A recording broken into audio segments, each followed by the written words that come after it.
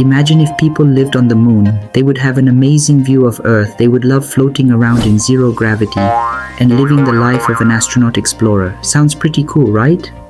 But living on the moon will not be all fun and games. Let's be clear, just like the United States did in 1969, humans will land on the moon again in the next 10 years or so.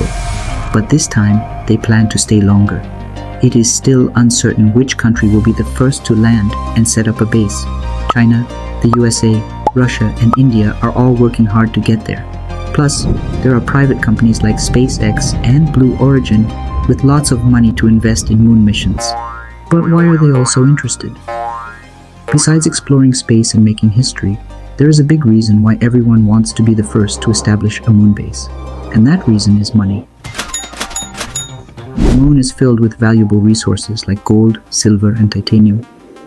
The plan is to extract these valuable materials and transport them back to Earth. Another valuable resource found on the moon is helium-3. It is extremely rare on Earth but abundant on the moon.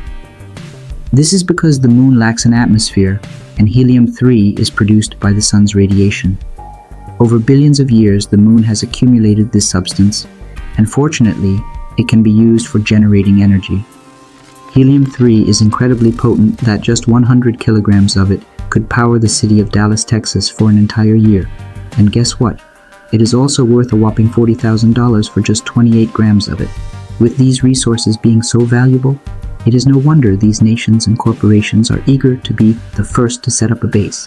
However, even if they succeed, they will not truly possess it.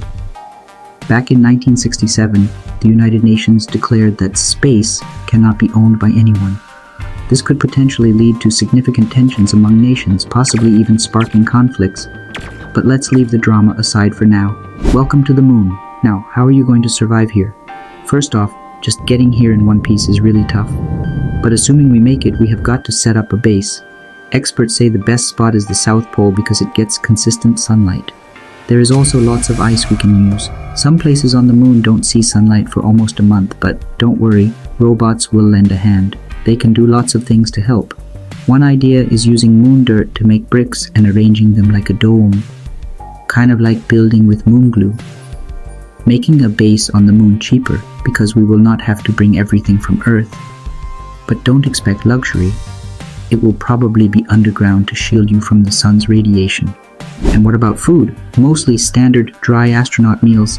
But hey, you might grow carrots and tomatoes. A study from 2014 found it is possible using moon soil. As for drinks, well, you'll be drinking recycled pee quite a bit. Because there is no drinkable water on the moon, and it is too heavy to transport. Also, watch out for moon dust. It's magnetic and gets everywhere.